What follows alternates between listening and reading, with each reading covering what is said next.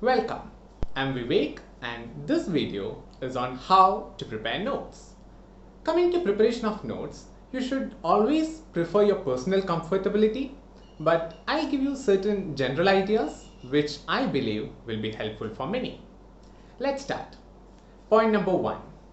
Keep your notes short and to the point. Why?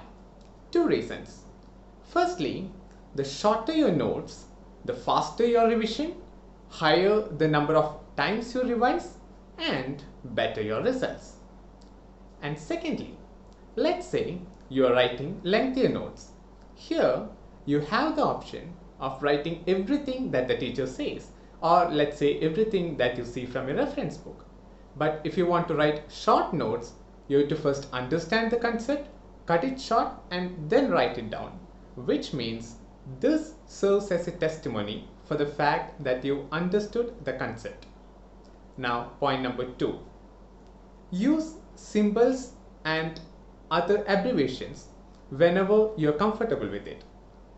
There are two reasons for this. Firstly, they'll make your notes short. Secondly, certain symbols or abbreviations may help you in remembering certain points better, because these things would map better into your mind than the actual concept. Now, point number 3.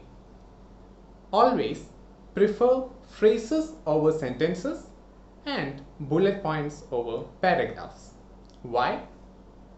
Phrases normally start with those words which are the major point or the core point of that concept, while a sentence, they normally start with those words which are there for the completion of a sentence.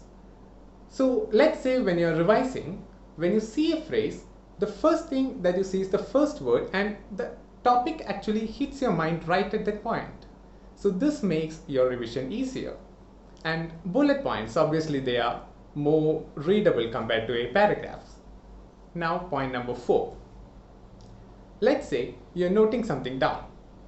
Never note it down in the hope that you'll learn this at a later stage. Learn it, understand it, and then note it down. Point number 5. This is regarding preparation of an unfamiliar topic.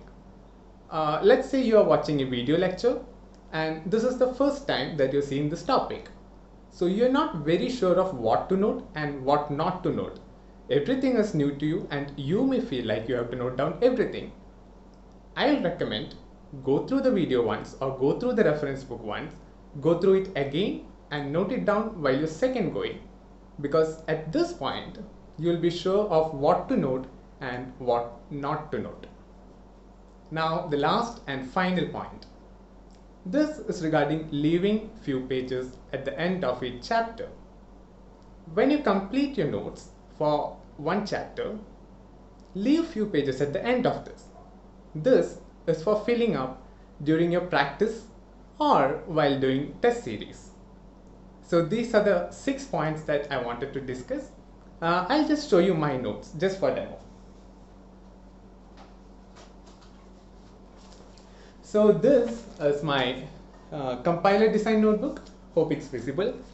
It starts with the stages of compiler, ambiguous grammars, recursive, determinism, left factoring. So quite a few concepts are covered in a single page. Hope it's visible for you. So with this, what happens is in a single page I've covered quite a few concepts, and this helps in revision. And